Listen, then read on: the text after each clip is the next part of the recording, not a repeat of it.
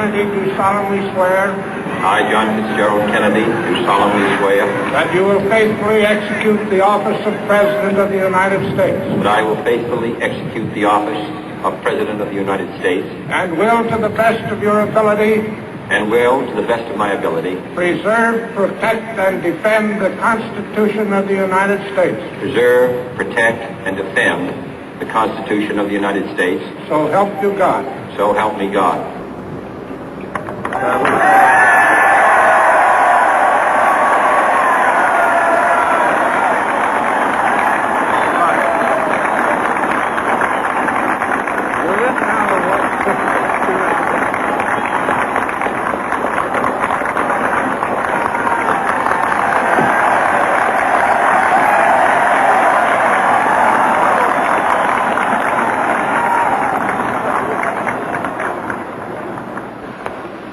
Vice President Johnson, Mr. Speaker, Mr. Chief Justice, President Eisenhower, Vice President Nixon, President Truman, Reverend clergy, fellow citizens. We observe today not a victory of party, but a celebration of freedom, symbolizing an end as well as a beginning, signifying renewal as well as change. For I have sworn before you and Almighty God the same solemn oath our forebears prescribed nearly a century and 3/4 ago. The world is very different now, for man holds in his mortal hands the power to abolish all forms of human poverty and all forms of human life. And yet the same revolutionary beliefs for which our forebears fought are still at issue around the globe. The belief that the rights of man come not from the generosity of the state, but from the hand of God. We dare not forget today that we are the heirs of that first revolution. Let the word go forth from this time and place to friend and foe alike that the torch has been passed to a new generation of Americans born in this century, tempered by war, disciplined by a hard and bitter peace, proud of our ancient heritage, and unwilling to witness or permit the slow undoing of those human rights to which this nation has always been committed and to which we are committed today at home and around the world.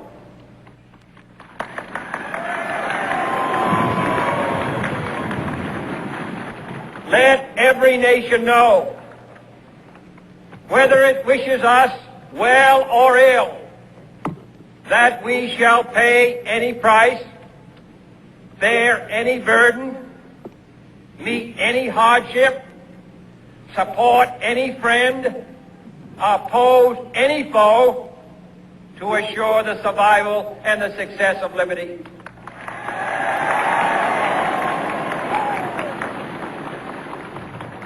This much we pledge and more. To those old allies whose cultural and spiritual origins we share, we pledge the loyalty of faithful friends. United, there is little we cannot do in a host of cooperative ventures. Divided, there is little we can do, for we dare not meet a powerful challenge at odds and split asunder.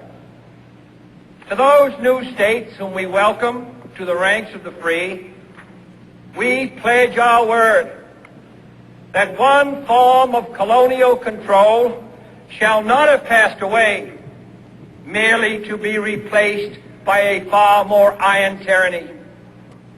We shall not always expect to find them supporting our view, but we shall always hope to find them strongly supporting their own freedom, and to remember that in the past, those who foolishly sought power by riding the back of the tiger ended up inside.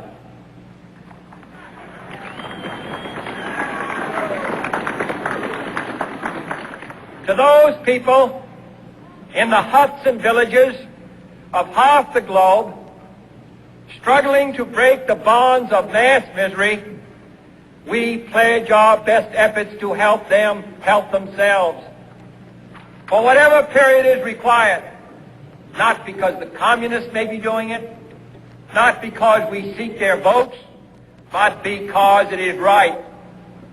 If a free society cannot help the many who are poor, it cannot save the few who are rich.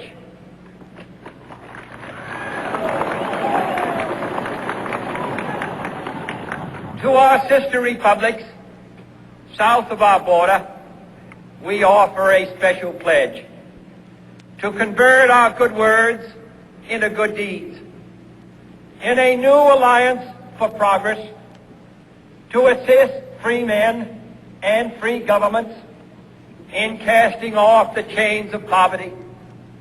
But this peaceful revolution of hope cannot become the prey of hostile powers. Let all our neighbors know that we shall join with them to oppose aggression or subversion anywhere in the Americas. And let every other power know that this hemisphere intends to remain the master of its own house.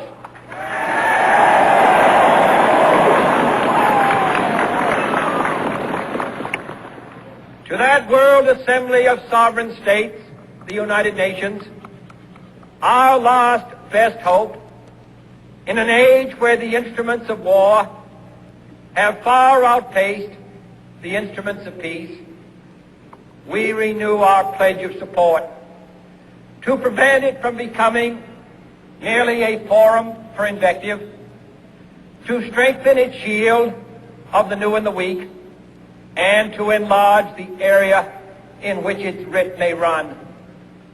Finally, to those nations who would make themselves our adversary, we offer not a pledge, but a request that both sides begin anew the quest for peace.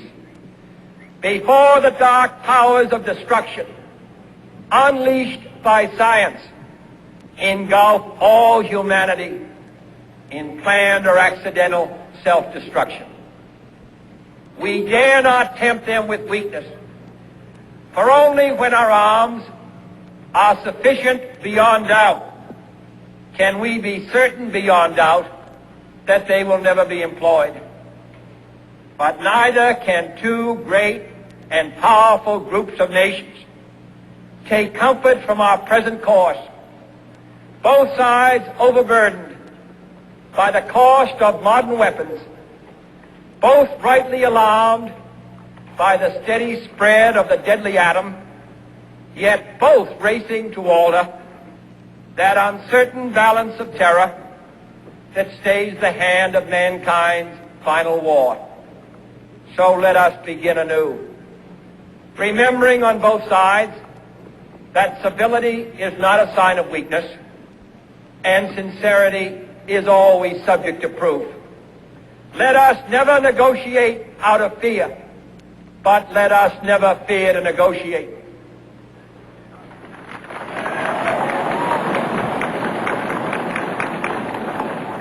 Let both sides explore what problems unite us, instead of belaboring those problems which divide us.